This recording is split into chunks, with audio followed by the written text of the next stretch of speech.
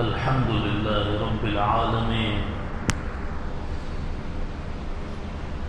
والعاقبة للمتقين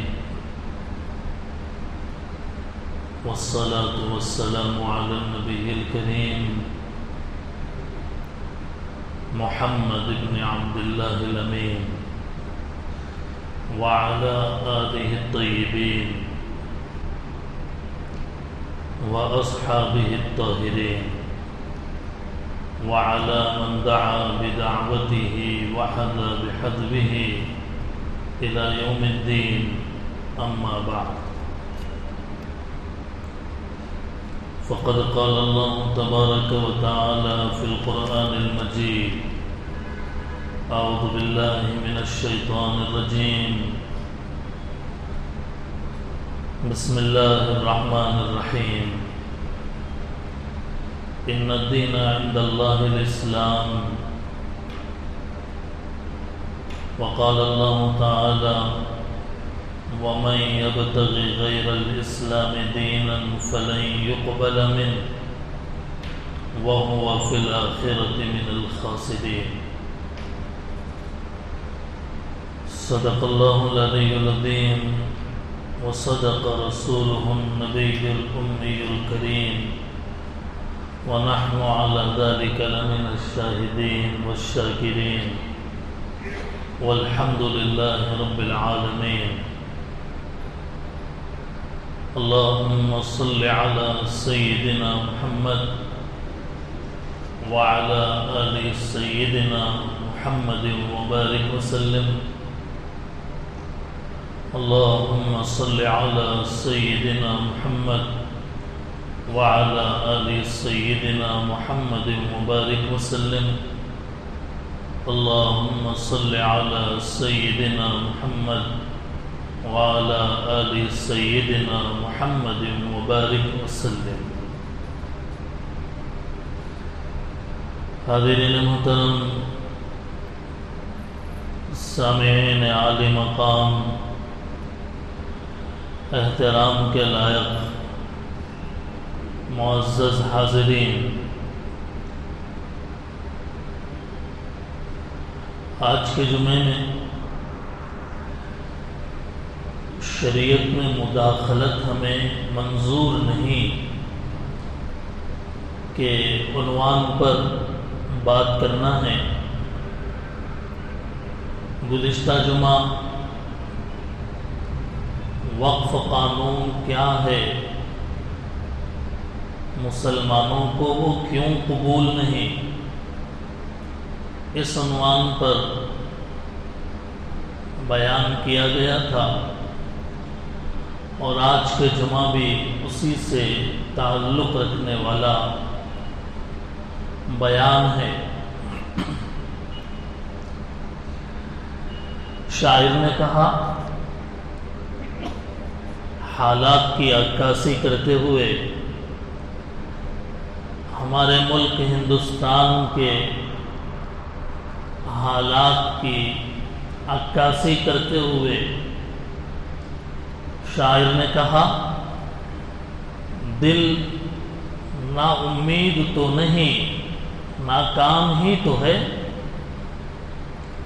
دل نا امید تو نہیں، ناکام ہی تو ہے، لمبی ہے غم کی شام مگر شام ہی تو ہے۔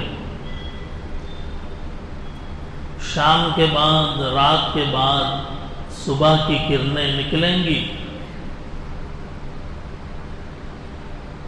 ابھی حالات مسلمانوں کے حق میں نہیں ہیں۔ ملک کا طاقتور طبقہ، حکمران طبقہ مسلمانوں کے حق میں تو نہیں ہے، لیکن یہ ایک شام ہے، ایک رات کے اندھیرے ہیں، صبح کی کرنیں تو نکل کر رہیں گی انشاءاللہ۔ دل نا امید نہیں ہے۔ دوستوں، ہمارا مذہب اسلام، ہمارا دین دین اسلام یہ ایک قانون کا نام ہے، ایک لا کا نام ہے. یہ اللہ تعالی کا قانون ہے. قرآن میں لکھے گئے وہ قانون حدیث کے اندر، احادیث کے اندر شریعت کے، اسلام کے قانون کو بتایا گیا ہے. اللہ کا قانون انتہائی طاقتور قانون ہوتا ہے.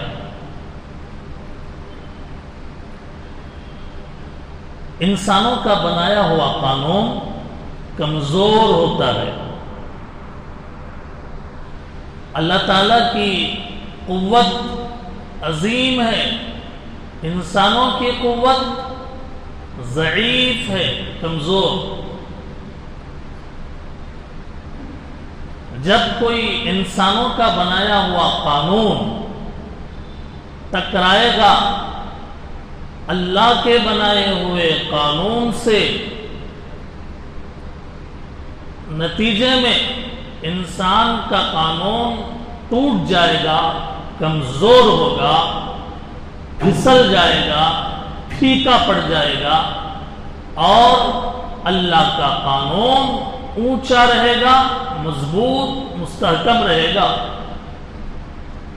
اللہ تعالیٰ کے قانون کو کوئی توڑ نہیں سکتا. ہم اس دین کے ماننے والے ہیں کہ جس دین کے اندر نماز پڑھنے کو عبادت بتایا گیا تو نماز کے لیے جگہ وقف کرنے کو بھی عبادت بتایا گیا. ہم ایسے دین کے ماننے والے ہیں کہ جس دین کے اندر سجدہ کرنے کو اگر عبادت بتایا گیا، اس سجدے کی جگہ اگر کوئی آدمی اللہ کے لیے وقف کر دیتا ہے، اس وقف کو بھی عبادت بتایا گیا. وقف کوئی پرسنل چیز نہیں ہے، کسی تنظیم کی پرسنل چیز ہو، کسی جماعت کی پرسنل چیز ہو. وقف پرسنل نہیں ہے. جیسے نماز عبادت ہے، شریعت کا حصہ ہے، دین کا حصہ ہے، ایسے ہی وقف بھی دین کا حصہ ہے. شریعت میں نماز کے معاملے میں، روزے کے معاملے میں اگر کوئی قانون بن جائے کہ آپ ایسے نماز نہیں پڑھ سکتے، بس ایسے پڑھنا ہے، یہ ہمارا قانون ہے.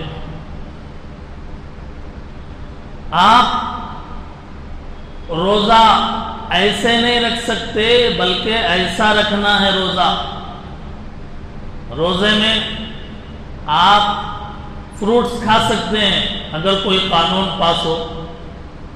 تو جس طریقے سے یہ شریعت کے اندر دین کے معاملے میں انٹرفیئر کرنا ہے، ایسے ہی وقف کے معاملے میں اگر کوئی یہ کہے کہ یہ ایسا ہوگا اور اس کے اندر یہ چیز نہیں ہوگی تو یہ شریعت کے اندر مداخلت ہے، شریعت کے اندر دخل دینا ہے. صورتحال یہ ہے کہ گزشتہ تقریباً 10 سالوں سے ہمارے ملک کے اندر اسلام کے خلاف، مسلمانوں کے خلاف بہت ساری چیزیں زیر بحث آتی رہی ہے. ٹرپل طلاق کا قانون ہو، CA کا قانون ہو، یا یکساں سول کوڈ جس کو یونیفارم سول کوڈ کہتے ہیں، اس کا قانون ہو، تو یہ سب چیزیں جو شریعت کے اندر ایک طرح سے آزادی کو چھین لیتی ہے، موجودہ حالات میں جو وقف کے اندر مداخلت کا معاملہ ہے، وہ بھی اسی نوعیت کا معاملہ ہے۔ بدلتی ہے جس وقت ظالم کی نیت، نہیں کام آتی دلیل و حجت۔ دوستوں اور بزرگوں، مسلمانوں کے لیے مذہب پر عمل کرنے کی آزادی ہمارے اس ملک کے قانون کے اندر دی گئی ہے۔ مسلمانوں کو نماز پڑھنے کے لیے ایک مسجد چاہیے، ایک جگہ چاہیے جہاں وہ وقتاً فوقتاً آ کر اجتماعیت کے ساتھ صرف اللہ کی عبادت کریں۔ ہر مذہب کے اندر یہ تصور ہے، غیر بھائیوں کے عبادت کے لیے ان کی کچھ خاص زمینیں ان کے اندر وقف کی جاتی ہے۔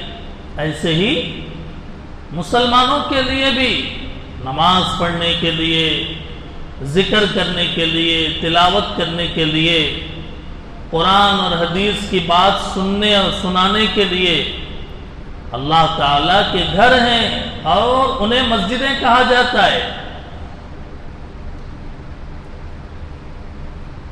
ایسے ہی قرآن کی تعلیم حاصل کرنے کے لیے، قرآن سیکھنے اور سکھانے کے لیے، بچوں کو حافظ اور عالم بنانے کے لیے مدرسے اسی لیے ہیں کہ پورے ملک کے چپے چپے میں مدرسوں کا جال بچھا ہوا ہے۔ یہ مدرسے امت کو حافظ، عالم، قاری، فاضل، قاضی، شریعت کو جاننے والے، قرآن پڑھنے اور پڑھانے والے، قرآن سمجھنے اور سمجھانے والے امت کو فراہم کرتے ہیں۔ فیکٹری میں جو چیز بن کے ریڈی ہوتی ہے پورے دنیا میں سپلائی ہوتی ہے، مدرسہ وہ ایک ایسی فیکٹری ہے، ایک ایسا کارخانہ ہے کہ جہاں بچوں کو دین سکھا کر، حافظ عالم بنا کر پورے ملک کے اندر، دیہاتوں میں، شہروں میں، اضلاع میں، ریاستوں میں پھیلا دیا جاتا ہے، تاکہ امت میں جو دین پڑے ہوئے نہیں ہیں ان کو دین کی بات سمجھا سکیں اور سکھا سکیں۔ مسلمانوں کے لیے مسجد بھی ضروری، مسلمانوں کے لیے مدرسہ بھی ضروری، بالفرض والمحال۔ آپ اگر یوں سمجھیے کہ اگر مدارس بند کر دیے گئے، مدارس ٹوٹلی کلوز کر دیے گئے پورے ملک میں، اب جتنے حافظ اب ہیں بس اتنے ہی ہیں، آگے کوئی نہیں بننے والا حافظ، چونکہ مدرسے بند کر دیے گئے۔ آپ بتائیے 50، 60، 70 سال کے بعد یہ اب جو حافظ ہیں وہ انتقال کر گئے تو اب ملک میں کیا کوئی حافظ بچے گا؟ کیونکہ جب دروازے ہی بند کر دیے گئے قرآن یاد کرنے، سمجھنے سمجھانے کے، حافظ عالم بنانے کے، یہ جب تک ہیں اور آگے ملک میں کوئی دین کو جاننے والا نہ رہے گا۔ مسلمانوں کی ضرورت مساجد بھی ہے اور مسلمانوں کی ضرورت مدارس بھی ہے۔ اس سوسائٹی کی ضرورت یہ بھی ہے، اس معاشرے کی، مسلم قوم کی ایک ضرورت یہ بھی ہے کہ جو بچے یتیم ہیں ان بچوں کے لیے یتیم خانے بنائے جائیں۔ یتیم خانے وہ بھی گویا اوقاف کے تحت میں ہیں۔ مسافروں کے لیے پہلے زمانے میں مسافر خانے بنے ہوئے ہوتے تھے، آج کل جیسے لاج کا سسٹم ہے، بھی جہاں پر بھی چلے جائیں پیسے دے کر ایک رات چند راتیں قیام کر سے اپنے کام پورا کر کے چلے جاتے ہیں۔ پہلے مسافر خانے وقف کیے جاتے تھے کہ بھئی یہ مسافر خانہ ہے، یہاں پر جو بھی مسافر آئے وہ قیام کر سکتا ہے۔ یہ تو زندگی کی ضرورتیں ہیں۔ ایک ضرورت مرنے کے بعد کی ہے کہ مسلمان جب مر جائے تو اس کو جلایا نہیں جاتا، مسلمان کو جلایا نہیں جاتا، بلکہ مسلمان کو مٹی میں دفنایا جاتا ہے۔ اس لیے مسلمانوں کے لیے ایک ضرورت کی چیز یہ بھی ہے، قبرستان ہو مسلمانوں کے پاس کہ جہاں مرنے کے بعد کی زندگی کے لیے وہاں تدفین عمل میں آئے۔ تو یہ ساری چیزیں ہیں، یہ مذہب سے تعلق رکھنے والی چیزیں ہیں۔ مسجد کی زمین وقف، مدرسہ وقف، قبرستان وقف، عیدگاہ وقف، یہ زندگی اور زندگی کے بعد کی ضرورتیں ہیں۔ زندہ ہیں تو نماز پڑھیں گے، اس کے لیے مسجد آئیں گے، زندہ ہیں تو حافظ عالم بنیں گے، مدرسے قائم رہیں گے، زندہ ہیں بقرعید میں رمضان میں نماز پڑھنے کے لیے عیدگاہ جائیں گے، اور اگر انتقال ہو گیا تو قبرستان میں۔ تو زندگی کی ضرورتیں بھی ہیں وقف میں، مرنے کے بعد کی ضرورتیں بھی ہیں وقف میں۔ اور یاد رکھنا چاہیے کہ وقف کا معاملہ کوئی 100-200 سال پرانا نہیں ہے۔ وقف کے معاملات کوئی انگریز کے دور کا نہیں ہے، یا ماضی قریب کا نہیں ہے، بلکہ وقف کی لمبی تاریخ ہے۔ اور اگر ایک محتاط تجزیہ کیا جائے تو ہمارے نبی صلی اللہ علیہ وسلم جب مکے سے مدینہ تشریف لائے تو مدینے میں مسجد قباء کے لیے زمین وقف کیا۔ مسجد نبوی بنانے کی بات آئی، 2 یتیم بچوں کی زمین، مدینے میں 2 یتیم بچوں کی زمین تھی، اللہ کے نبی نے پیسے دے کر وہ خریدا اور پھر مسلمانوں کے لیے مسجد کو وقف کیا ہے۔ حضرت عمر رضی اللہ تعالیٰ عنہ کو خیبر میں زمین ملی، خیبر ایک علاقے کا نام ہے، زمین ملی تو حضرت عمر رضی اللہ تعالیٰ عنہ نے اس زمین کو اللہ کے راستے میں وقف کر دیا۔ حضور جب مدینہ تشریف لائے، میٹھے پانی کی بوڑی نہیں تھی، میٹھے پانی کا کنواں نہیں تھا، ایک کنواں تھا وہ یہودی کا۔ اللہ کے نبی علیہ السلام نے اعلان کیا، ہے کوئی جو اس یہودی سے میٹھے پانی کا اس کنویں کو خرید کر اللہ کے بندوں کے لیے وقف کر دے؟ وہ کنواں جب تک رہے گا اللہ کے بندے پانی پیتے رہیں گے، یہ وقف کر دے، کوئی ہے؟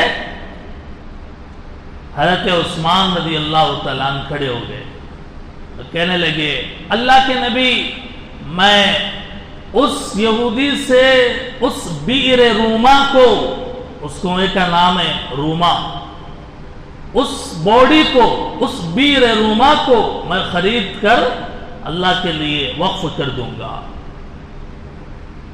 ہندوستان میں، ہمارے ملک میں شروع ہی سے مسلمان اپنی جائیداد، جس کے پاس جتنی زیادہ جائیداد ہوتی تھی اس کے دل میں یہ خیال آتا تھا کہ وہ مرنے کے بعد بھی مجھے ثواب ملتا رہے، اس کے لیے وہ مسجد کے لیے زمین دے دیتا تھا کہ بھئی یہ اتنی زمین مسجد کے لیے ہے، یہ عیدگاہ کے لیے ہے، یہ قبرستان کے لیے ہے، یہ یتیم خانے کے لیے ہے، تاکہ میں مرنے کے بعد بھی یہ مجھے ثواب ملتا رہے۔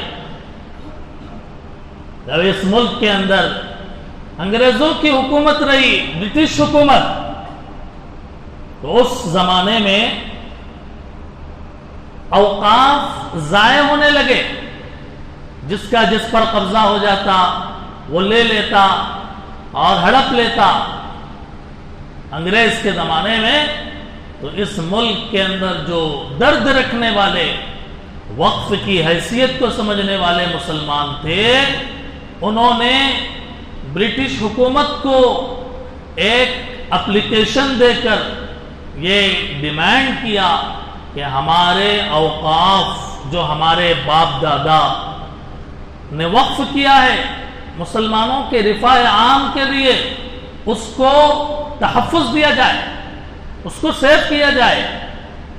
چنانچہ 1923 عیسوی 1923 میں پہلے مسلم وقف ایکٹ نافذ ہوا۔ ملک جب آزاد ہوا، ملک کی آزادی کے بعد 1954 میں اسی وقف کے اندر نیا وقف ایکٹ منظور ہوا۔ پھر اس میں ترمیم ہوتی رہی، تبدیلیاں ہوتی رہی، ختم نہیں ہوا، حتیٰ کہ 1995 میں ایک وقف ایکٹ بنا، مسلم وقف ایکٹ، جس میں دونوں ایوانوں میں ایک سینٹرل وقف ایکٹ 1995 منظور ہوا۔ اس کی روح سے مسلمانوں کو تحفظات حاصل تھی، مسلمانوں کے اوقاف کو تحفظات حاصل تھی، لیکن اس سال جو نیا قانون منظور ہوا، جس سے وقف کی حیثیت بالکل ختم ہو گئی، وقف کی جان نکل گئی، روح ختم ہو گئی، مذہب کی جو آزادی تھی وہ بھی ختم ہوئی اس سے۔ قانونی اعتبار سے اگر دیکھا جائے، مسلمانوں کو معلوم ہونا چاہیے، ہمیں معلوم ہونا چاہیے کہ یہ نیا قانون بہت سارے قوانین سے، جو آرٹیکلز ہیں، اس سے ٹکراتا ہے۔ یہ نیا قانون ہمارے ملک کے آئین میں بہت سارے آئین سے ٹکراتا ہے۔ چنانچہ آرٹیکل 14 جس کے اندر مساوات کا حق دیا گیا، برابری کا حق دیا گیا، آرٹیکل 25 جس میں مذہب پر عمل کرنے کی آزادی دی گئی، آرٹیکل 26 مذہبی امور کو منظم کرنے کی آزادی دی گئی، آرٹیکل 29 اقلیتی حقوق کو تحفظ دیے گئے۔ ان سب کے خلاف ہے یہ نیا قانون، ان سب سے ٹکراتا ہے۔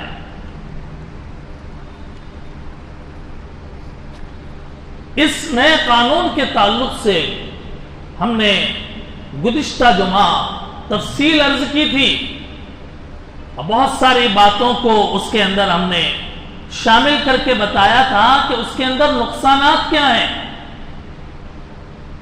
اس سے اوقاف کی حیثیت کیسے ختم ہو رہی ہے، اور آگے کیا پیچیدگیاں ہو سکتی ہیں، کیا کیا کمزوریاں اس کے ذریعے سے اوقاف کے اندر کیا جا رہا، اس سلسلے میں تفصیل عرض کیا۔ ایک اجمالی خاکہ اگر سمجھنا ہے تو یوں سمجھا جا سکتا ہے کہ اس نئے قانون کے ذریعے سے وقف بائی یوزر کو ختم کر دیا گیا، وقف بائی یوزر کو ختم کر دیا گیا۔ وقف بائی یوزر کا مطلب ایک لمبے عرصے سے، لمبے زمانے سے اگر کوئی عمارت یا کوئی زمین مسلمانوں کے لیے بطور وقف استعمال ہوتی رہی ہے، بطور قبرستان کے، بطور مسجد کے، بطور درگاہ کے، اگر استعمال ہوتی رہی ہے تو یوزنگ کی وجہ سے اسے وقف سمجھا جائے گا، اس کے لیے الگ سے کوئی پروف دیکھنے کی ضرورت نہیں ہے۔ وقف بائی یوزر اس نئے قانون کے ذریعے سے اس کو ختم کر دیا گیا کہ محض استعمال کرنے کی وجہ سے کوئی زمین، کوئی عمارت، کوئی قبرستان، کوئی عیدگاہ محض یوزنگ کی وجہ سے وہ وقف نہیں کہلائے گی جب تک کہ اس کے وقف ہونے پہ کوئی پروف ہو، کوئی دستاویز ہو کہ یہ زمین جس کی تھی اس نے اس زمین کو وقف کیا، کوئی ایویڈنس ہو اس کے اوپر۔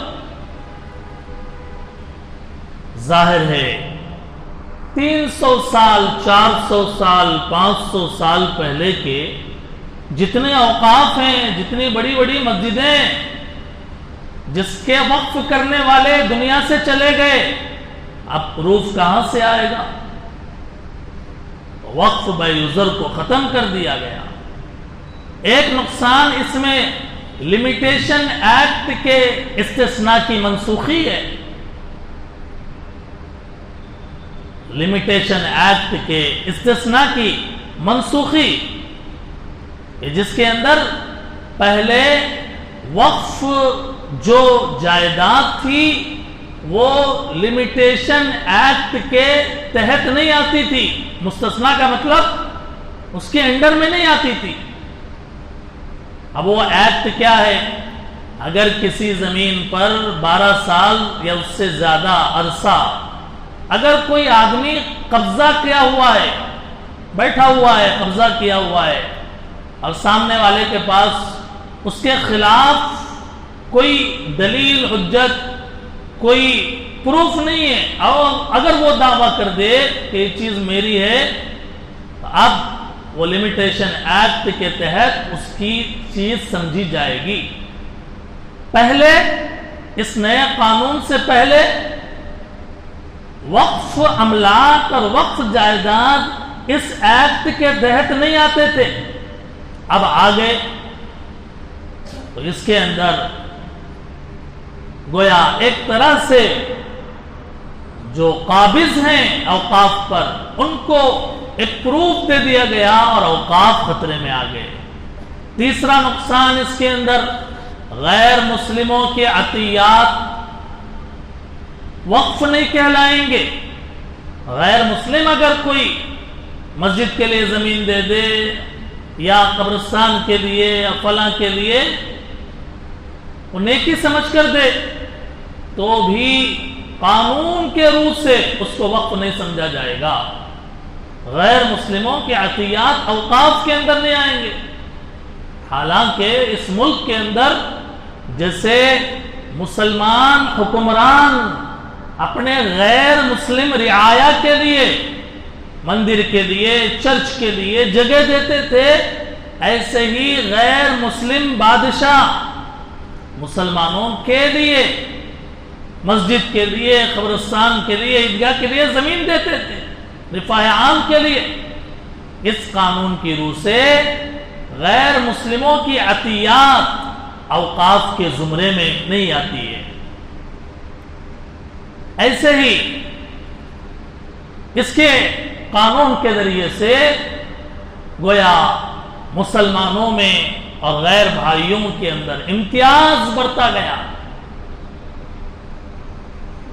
گرودوارا پربندھک کمیٹی جو سکھ بھائیوں کی ہے، ہندو اینڈومنٹ جو ان کے اوقاف ہیں، ان کے جو ادارے ہیں اس کے اندر کوئی غیر مذہب والا ممبر نہیں ہے، غیر مذہب والا ان کے کمیٹیوں میں نہیں ہے، غیر مذہب والا ان کے ادارے کو نہیں چلاتا ہے۔ لیکن اس قانون کے ذریعے سے مسلمانوں کے اوقاف کے جو انتظامیہ کا ڈھانچہ ہوگا اس کے اندر غیر مسلموں کی شمولیت کو لازم قرار دیا گیا، حتیٰ کہ اوقاف کے تعلق سے کوئی مسلمان بھی اگر کسی جگہ کو وقف کرنا چاہتا ہے تو ہر مسلمان نہیں کر سکتا، بلکہ کم از کم اس کا 5 سال سے اسلام میں ہونا ضروری ہے. 5 سال سے اس کا مسلمان ہونا ضروری ہے. اگر کوئی نو مسلم تو نیا مسلمان ہوا اور اس کے اسلام لائے ہوئے گویا 5 سال نہیں گزرے، قانون کے روح سے اس کا وقف کرنا معتبر نہیں ہے. مسلمان کا وقف کے لیے معتبر نہیں. یہ ایک خاکہ ہے. گزشتہ جمعہ اس کی تفصیل عرض کی گئی تھی. تو یہ نقصانات ہیں. اب کرنا کیا ہے؟ کرنا یہ ہے سب سے پہلے اللہ کی طرف رجوع، اللہ سے توبہ، اللہ سے استغفار، مساجد کی آبادی، نمازوں کا اہتمام، اپنے حالت کی اصلاح. اللہ سے مانگے اللہ ہمارے حالت کی اصلاح کر دیجئے. زمین تو اللہ کی ہے، پوری روئے زمین. وَلِلَّهِ مُلْكُ السَّمَاوَاتِ وَالْأَرْضِ، زمین و آسمان کے بادشاہ تو اللہ ہیں. یہ حالات ہیں جو ہمیں جھنجھوڑنے کے لیے آ رہے ہیں، ہمیں ہلانے کے لیے آ رہے ہیں. کیا ہے؟ جی رہے ہیں مساجد کے حفاظت کے لیے، کچھ نہیں کر پا رہے. اس لیے کرنا یہ ہے اللہ کی طرف انابت، توبہ، استغفار. دوسرا کام یہ ہے کہ تمام مسلمان قانون کے دائرے میں رہتے ہوئے جذبات میں بہے بغیر، جذبات میں بہہ کر قانون کے خلاف کوئی قدم اٹھائے بغیر سنجیدگی کے ساتھ ایک مضبوط حکمت عملی سے ایک پلیٹ فارم پہ جمع ہو کر ایک منظم کوشش کی جائے. اس سلسلے میں مسلم پرسنل لا بورڈ کی جانب سے الحمدللہ شروع ہی سے اس مسئلے کے اوپر پوری نظر، اور اس بورڈ میں مسلم پرسنل لا بورڈ میں کوئی ایک جماعت یا ایک تنظیم نہیں بلکہ انڈیا لیول پر کل جماعتی بورڈ ہے یہ، جس میں اہل حدیث بھی ہے، جس میں جماعت اسلامی بھی ہے، جس میں دیوبندی بھی ہے، جس میں بریلوی بھی ہے، جس کے اندر شیعہ حضرات بھی ہیں. تو یہ ایک پورے مسلمانوں کا ایک نمائندہ تنظیم ہے.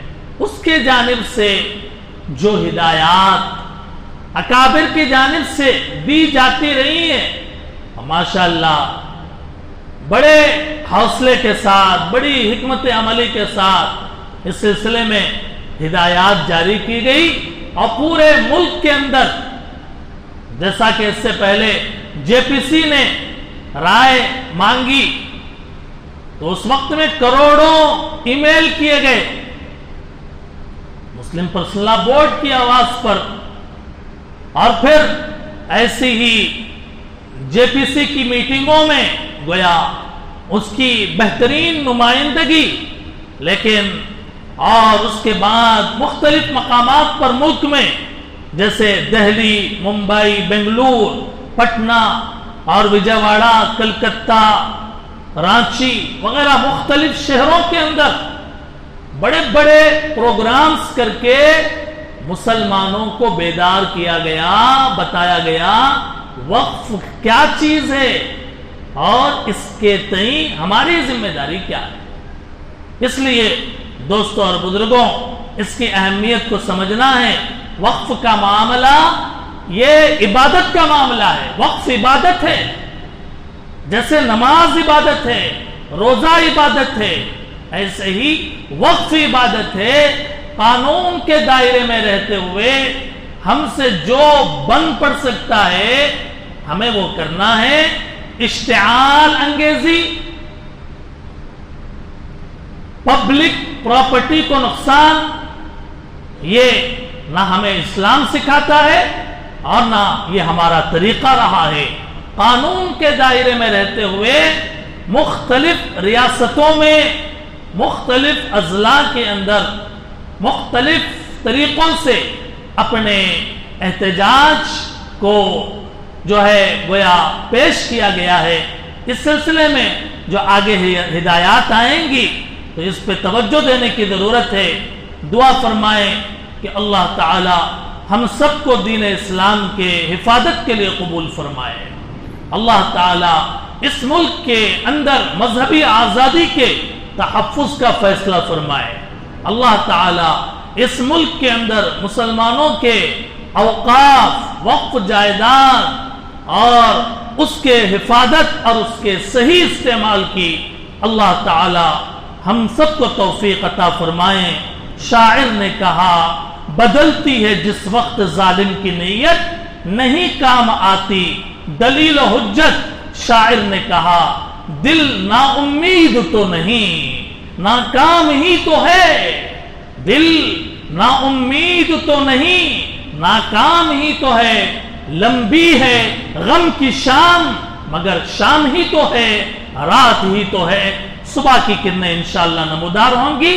اللہ تعالی ہم سب کو توفیق عمل نصیب فرمائے۔ وآخر دعوانا ان الحمدللہ رب